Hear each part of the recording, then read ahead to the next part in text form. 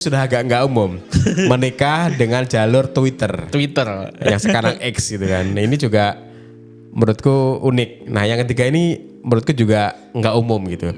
Karena apa? Sing neng bayanganku orang nang dating app itu ya, mohon maaf ya, pengguna dating app ini mungkin ketidaktahuan saya. Jadi mungkin ya orang yang cari hiburan atau memang bener-bener nggak ada niatan serius. Ada nggak cibiran dari orang-orang terdekat? Oh, ini menikah dari dating app atau negatif. Assalamualaikum warahmatullahi wabarakatuh. Waalaikumsalam warahmatullahi wabarakatuh. Bal, saya mau membahas tentang budaya dari, menurutku budaya kota ini ya, budaya kota yang kemudian masuk di desa dan aku kaget pertama kali itu tahu dari sampean. Siap, tentang apa Pak Agung? Jadi aku tahu fakta bahwa sampean menikah lantaran kenalnya dating app itu aku kaget. Ya betul, fakta tersebut benar adanya. Oh, kok iso ya gitu. Kok iso? Karena gini loh, neng pikiranku bahwasanya dating app itu identik dengan kota pertama. Betul. Misal kayak ya dulu kan di Jakarta ya. Kalau mungkin kalau di Jawa Timur ya mungkin ya Surabaya lah. Betul. Nah ini kan di Tulungagung Bal. Siap. Yang ya boleh dibilang kota atau kabupaten yang mungkin tier 3 lah. Atau mungkin kabupaten yang agak pinggiran. Yang kedua adalah berhasil menikah. Karena apa? Sing neng bayanganku orang nang dating app itu ya, mohon maaf ya, pengguna dating app ini mungkin ketidaktahuan saya. Jadi mungkin ya orang yang cari hiburan atau memang bener-bener nggak ada niatan serius. Fenomena dating app yang sudah masuk di pedesaan, menurutmu gimana? Siap. Tapi baik lagi ini pengalaman pribadi ya Pak Agung, tidak bisa disamaratakan dengan orang-orang mungkin. Jadi bisa dibilang saya sama istri sebenarnya agak anomali emang. Anomalinya adalah kami itu mencoba dating apps dengan harapan bisa dapat pasangan yang bisa menikah. Udah diniati dari awal? Dari awal. Konsepnya itu dating apps itu nanti dilihatkan sebuah foto. Kalau misalnya cocok di swipe kanan. Kalau misalnya nggak cocok di swipe kiri. Nah dari filtrasi itu aja, kalau dari saya sendiri, yang berkerudung itu udah tak swipe kiri. Yang tidak berkerudung? Yang tidak berkerudung. Oke, tidak cocok nih. Gak cocok gitu. Kedua adalah ketika match, misalnya saya senang, dia senang. Nah, kalau kata istri saya adalah orang yang bisa dibilang cowok yang jarang. Dalam artian textingnya tuh panjang. Jadi obrolan tuh terus ada, topiknya terus ada, segala macam. Sedangkan cowok-cowok yang biasanya main dating apps itu cuman ya gombal terus segala macam, ya cuman untuk main-main gitulah. Sedangkan saya percakapan sama istri emang pada saat itu masih ya belum kebayang jadi calon istri ya. Pada saat itu ya cuman sekedar kayak diskusi. Soalnya saya itu termasuk orang yang seneng denger POV dari seorang perempuan yang bisa dibilang pintar dan cerdas. Dan saya pada saat texting itu dengan istri saya itu cenderung memang yang saya tangkap dia satu orang yang cerdas dalam mengungkapkan pendapat dan bisa memposisikan dirinya pada tempat yang tepat. Gitu. Bentar. Ini tak runut biar aku nggak bingung ya. Jadi memang itu kayak muncul di beranda gitu ya, Bal ya? Betul. Jadi beranda utamanya, home-nya itu ya tadi foto, terus kalau cocok ke kiri, kalau nggak cocok ke kanan. Ketika sama-sama ke kanan, itu nanti akan ada kecocokan kan? Oke. Nah, kalau kecocokan jadi dating apps ada banyak ya Pak Agung. Ada kuning, ada pink, ada apa lagi lah, banyak lah. Kalau saya pakai yang kuning itu lebah, kalau teman-teman bisa tahu. Udah sama-sama match di kuning. Nah nanti kalau di kuning itu penawarannya yang bisa cetak pertama kali adalah yang cewek. Oh. Karena emang penjahat saya akui dari kaum pria. Oke. Seperti itu. Oke. Ketika ceweknya kemudian ceweknya lihat, wah cocok nih. Berarti cocok itu dari foto AE? Foto aja atau ada deskripsi singkat? Oh ada, biasanya pekerjaan, hobi, kesukaan. Terus kita bisa nulis di bio nih untuk mewakili diri kita sendiri seperti apa. Kayak gitu. singkat profile gitu ya? Ya gitu. Nah kalau si wanita cocok itu baru ngechat. Oh. Gitu. Oke. Lanjut ya. Sebentar nih aku penasaran. Nah, yang cocok kan yang kok kiri kan ada banyak tentunya. Betul. Tadi kan dibilang yang enggak kerudung langsung otomatis kiri. Iya. Nah, yang kok kanan itu banyak enggak?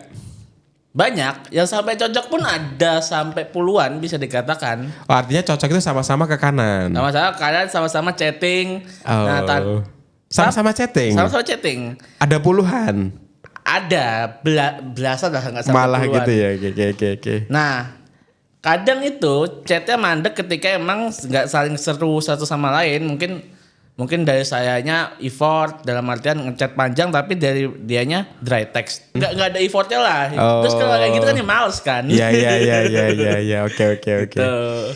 Nah, oke, ini soal texting. Aku nyambung tadi ya, texting ya. Siap. Nah, texting itu kau gunakan untuk menguji POV sebuah pendapat dari sudut pandang perempuan kan. Nah, Benar. sudut pandang apa sih kok waktu itu kok coba di dia? Nah, singkatnya tadi malam karena Pak Agung melontarkan ini Ide ini. mendadak, jadi saya install lagi dan saya lihat historical ya. Oh iya. Oh, udah di delete. Udah delete. Kalau dibuka ngapain gitu ya sama Iya, istri? Kan nah. udah dapat gitu. Tak buka lagi, tak lihat textingnya. Rata-rata pertama soal pekerjaan. Nah, yang paling saya ingat adalah saya sering mengungkapkan beberapa pertanyaan untuk melihat dia jawabannya seperti apa kan. Nah, kebetulan saya sama istri itu jarak umurnya cuma 1 tahunan Pak Agung. Nah, pada saat itu saya tanya, kira-kira kita kan seumuran. Ada yang pesan Shopee Food? Shopee food.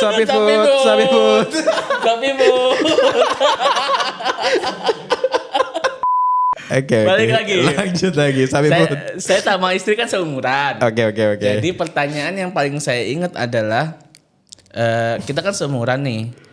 Kamu punya nggak kekhawatiran apa di umur kita yang sama-sama ini? Kekhawatiran apa yang paling melekat di hidupmu? Yang paling melekat di pikiranmu untuk kedepannya? Gitu. Dalam ya pertanyaanmu. Iya. Terus menarik nih.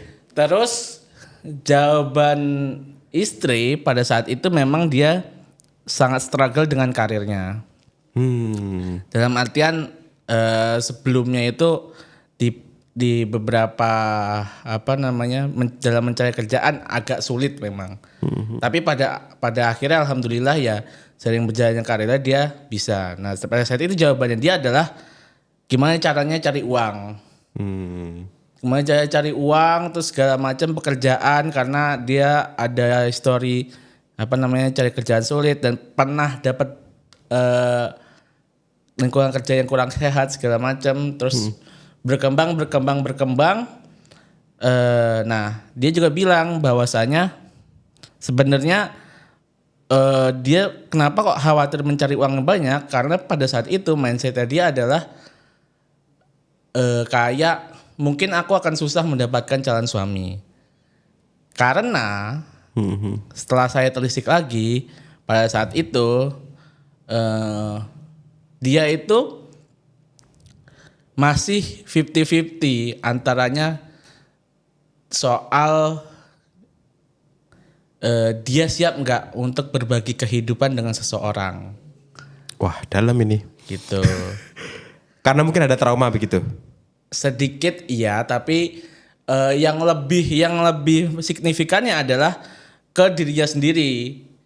Ke dirinya sendiri dalam artian aku siap nggak sih untuk menjadi seorang istri yang nantinya mungkin pada saat itu bisa dibilang kan istri saya introvert Pak Agung.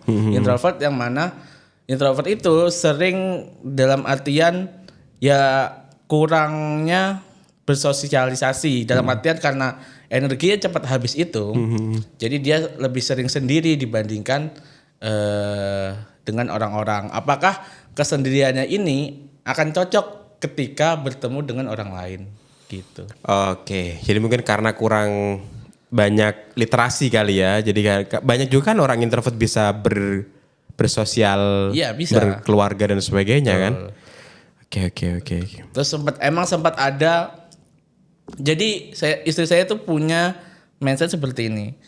Ketika menikah, ya hal yang harus bisa dipegang adalah menikah itu bisa berjalan ketika saling berkompromi terhadap satu individu dengan individu yang lain. Oke. Nah, apakah mungkin orang yang akan menikah dengan saya bisa menerima saya, ini istri ya, bisa menerima saya dengan keadaan saya yang masih punya hobi ini, masih punya hobi itu.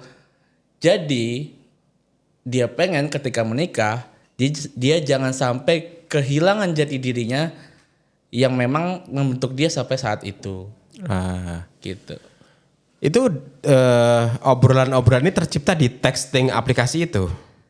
Atau sudah kulitnya iya, tapi semakin mendalamnya ketika sudah ketemu. Oke. Kok apa ya artinya? Menarik juga ya. Kamu pengen share nggak ya hal-hal yang tadi dikhawatirkan itu tentang kayak tadi nyebutin hobi apa, terus kemudian punya itu bisa di-share di sini atau enggak? Bisa. Jadi kalau kompromi itu, secara kompromi dia siap untuk punya calon suami yang misalnya katakanlah saya kadang suka ngopi dengan teman-temannya. Okay. Dia nggak akan ngelarang. Ya kamu tetap dengan hobimu, tapi kamu jangan larang aku punya hobi yang memang aku tadinya suka. Ya kayak gitu. Ngopi. Enggak, kalau istri saya kebetulan punya hobinya kadang suka dengerin musik K-pop segala macam, terus suka nonton anime segala macam gitu. Jangan sampai ketika menikah komprominya ini menjadi hilang dan cenderung kehilangan jati diri tadi balik ke awal. Oke, aku agak sedikit mungkin gak relate kali ya. Siap. Jadi menurutku kayak sebuah hobi untuk nonton K-pop atau drakor kali ya. Kalau drakor, terus habis itu juga hobi ngopi. Itu kan menurutku hal yang sangat biasa dan tidak perlu dikompromikan. Maksudnya bukan hal yang sangat urgent gitu loh, Bal. Kalau contoh aku gak pernah mengkompromikan itu dengan istriku dulu. Yeah. Menurutku itu aku gak masalah dia nonton drakor atau tidak, bagiku juga oke-oke aja. Dia suka drakor oke, dia gak suka drakor juga oke. Mungkin kecuali kalau dia gak mau hal-hal yang prinsip itu aku baru mengkompromikan. Misal kayak nanti tinggalnya seperti apa, terus kemudian nanti bagaimana pola asuh kita terhadap anak, gitu-gitu itu mungkin menurutku hal yang dikompromikan gitu. Tapi menurutku hal-hal kecil itu atau mungkin beda budaya kita ya, atau biar. Aku nggak itu emang kalau secara kulitnya Pak Agung. Nah kalau secara agak mendalam yang bisa saya share adalah istri saya termasuk orang yang menyalurkan skillnya. Jadi pada saat itu adalah yang paling terkait yang harus kompromikan adalah dia masih ingin berkarir. Oke. Kalau itu harus dikompromikan. Betul. Jadi saya sebagai seorang istri yang harus di rumah atau seorang istri yang boleh berkarir kan gitu. Betul. Itu layak untuk dikompromikan. Bukan maksudnya, aku boleh lihat drakor nggak? Kan menurutku juga nggak gitu loh ya. Menurutku ya esensial tapi kayak kurang deep gitu loh. Oke. Nah lanjut lagi ke aku masih penasaran tentang dating app. Siap. Nah waktu swift right dan kemudian cocok ngobrol dari belasan orang yang bisa ngobrol akhirnya kan memilih untuk ketemu kan. Betul. Ketemu pertama kali. Betul. Berapa orang yang pernah kamu ajak temui dari yang pernah chat itu? Dari dating apps yang pernah ketemu 2, salah satunya istri, yang satunya ada emang. Tapi emang ya ini kayak agak curcol dalam artian setelah diajak ketemu lagi 3 kali ketemu, setelah diajak ketemu lagi emang susah gitu. Jadi saya setelah 3 kali. Setelah 3 kali. Oke. Jadi saya menyimpulkan bahwasanya kayaknya emang interestnya nggak ada, ya udah gitu. Oke. Nah, kemudian lanjut yang ke istri ini. Betul. 2. Berarti orang yang kedua yang kamu ajak ketemu. Dari dating apps. Oke, dari dating apps kan. Nanti ada juga yang di luar dating apps berarti. Ada. Oke, aku sih makin bahas ketemuan dengan istri. Ketika sampean ketemu pertama kali dengan istri, bagaimana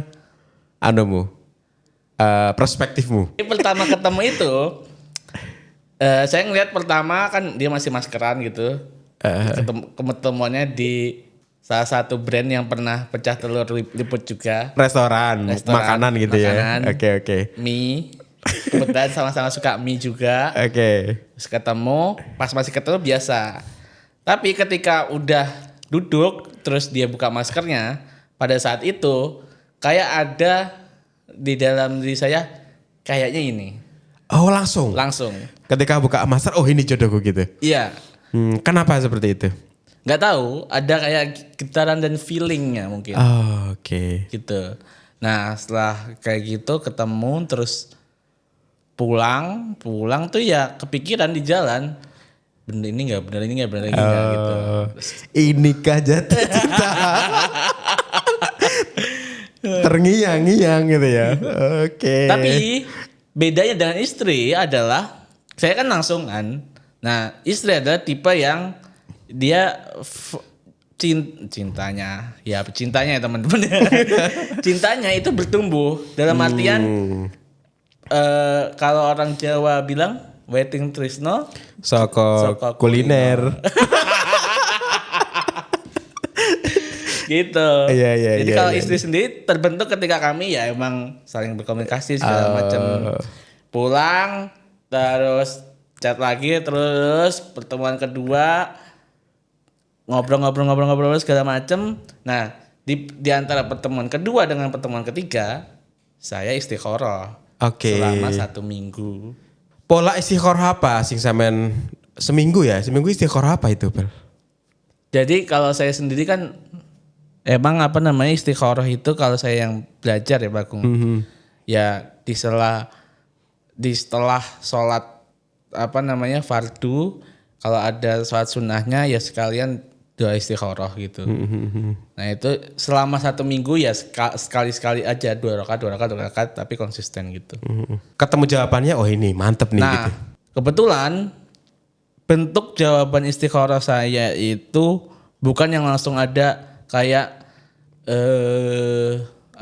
jawabannya kayak oh muncul nih tandanya segala macam, oh gini muncul tanda segala macam. Karena pada saat istikharahnya itu ya saya doanya ya nggak yang harus diberi tanda segala macam, pokoknya tunjukkan aja kalau emang ini yang baik, tolong perlancar segala macam gitu. Terjawabnya ya ketika sudah menikah, dalam artian prosesnya itu alhamdulillah semuanya dilancarkan gitu. Cepat banget menurutku. Betul. Teman-teman saya mau menikah gitu ya. Kayaknya barusan kok wes menikah gitu. Oke. Gitu ya. Momen menurutmu paling emosional Bel di antara proses dari kenalan lewat dating apps sampai menikah atau mungkin sampai sekarang, menurutmu momen yang paling emosional apa? Ya emosional ketika kadang tuh saya sama istri masih suka obrolan yang deep itu masih emang suka dilakukan kan, kayak sebelum tidur segala macem. Nah itu ya kadang ada cerita-cerita yang emang tiba-tiba istri menetes air matanya, tiba-tiba kadang saya yang menetes air matanya. Oh gitu ya. Gitu. Senyambung itu ya kalian ya. Iya. Nah ini kan menurutku masih jadi sebuah menurutku bukan hal yang umum ya. Betul. Saya mau mengatakan bukan hal sewajarnya tidak, tapi bukan yang hal umum. Anomali. Kalau anomali juga bukan.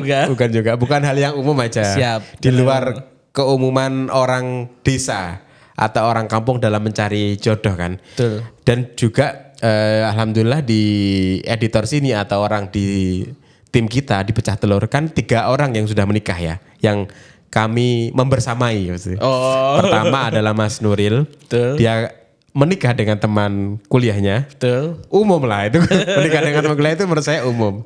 Saya pun juga teman kuliah. Kedua adalah Mas Yazid ini sudah agak enggak umum. Menikah dengan jalur Twitter. Yang sekarang X gitu kan. Nah, ini juga menurutku unik. Nah yang ketiga ini menurutku juga enggak umum gitu. Ada enggak cibiran dari orang-orang terdekat, oh ini menikah dari dating app? Atau negatif POV negatif dari atau cibiran gitu. Negatif. Sampai saat ini mungkin karena orang-orang nggak tahu faktanya, jadi nggak ada. Tapi emang walaupun ada cibiran Pak Agung dalam artian bukan keluarga inti ya, misal antara ayah saya, mama saya atau orang tuanya istri, kami itu orang yang cenderung nggak peduli gitu. Oke. Jadi walaupun nggak ada cibiran itu ya, walaupun ada cibiran pun kayaknya nggak ada masalah. Dan Bodoh amat begitu bodoh ya. amat. Dan memang karena untuk lebih menjaga cibiran terhadap orang tua, fakta ini pun sebenarnya setelah saya menikah ke teman-teman, maksudnya teman-teman pun tadinya rahasia, nanti aja dulu kalau udah nikah. Iya, aku taunya akhir-akhir. Laki kaget gitu. Oke, Bal. Terakhir nih. Ini harusnya tak tanyakan di awal gitu. Kenapa Siap. dating app gitu? Kenapa memilih dating jalur apps? di dating apps? Kenapa memilih jalur dating apps? Ya mungkin kalau istri bilang apa salahnya mencoba untuk hal yang dalam bentuk ikhtiar aja Pak Agung. Dalam bentuk ikhtiarnya, tapi ya memang dianalisa secara secara logik kalau istri saya bilang. Dalam artian ya kita secara logik bisa tahu lah kira-kiranya ini ya orang baik, ini ya emang dia benar secara omongan. Kadang ada yang memang nggak bisa dibingkiri, ada orang yang ya bisa bilang pembohong segala macem lah. Banyak modelnya, dalam artian foto di mobil bagus tapi taunya cuma supir, bisa jadi kan seperti itu. Dunia tipu-tipu. Gitu. Jadi emang Oke. kalau saya menganggap dengan istri itu hanya medianya Pak Agung. Medianya kalau bisa dicoba dan dengan dicoba itu ikhtiarnya dengan yang memang lihat yang lurus, insya Allah ya akan ada aja jalannya gitu. Mantap. Terima kasih Iqbal udah sharing tentang perjalanan menemukan jodohnya. Siap. Jadi anak kampung yang menemukan jodohnya lewat dating apps. Siap. Thank Agak you. disclaimer teman-teman, mungkin kalau kurang isinya ya mohon dimaafkan. Aku penasaran wae. Daripada penasaranku cuma tak ungkapkan di luar kamera jadi konten. Siap, mantap. Karena begini Bal, saya banyak menjumpai teman-teman seangkatanku, entah itu di SMA atau di kuliahan, yang mereka itu sampai sekarang belum menemukan jodohnya. Padahal aku usiaku loh ya, Oke. di 35 lebih ya. Nah itu barangkali dengan melihat tontonan ini atau mungkin orang yang kemudian insecure untuk ketemu langsung dengan offline bisa coba peruntungan juga di jalur seperti ini. Tapi juga perbanyak doa, perbanyak juga hati-hati. Betul. Supaya nanti tidak tertipu dengan yang seperti tadi. Siap. Mindsetnya diluruskan. Mindsetnya diteruskan. Nanti kalau ada yang pengen coba nanti DM di Pecah Telur cari Iqbal untuk jadi mentor dating app. Lucu kalau emang kejadian. Terima kasih teman-teman. Sampai jumpa di next episode. Makasih Iqbal. Siap, terima kasih Pak Agung. Assalamualaikum warahmatullahi wabarakatuh. Waalaikumsalam warahmatullahi wabarakatuh. Mantap.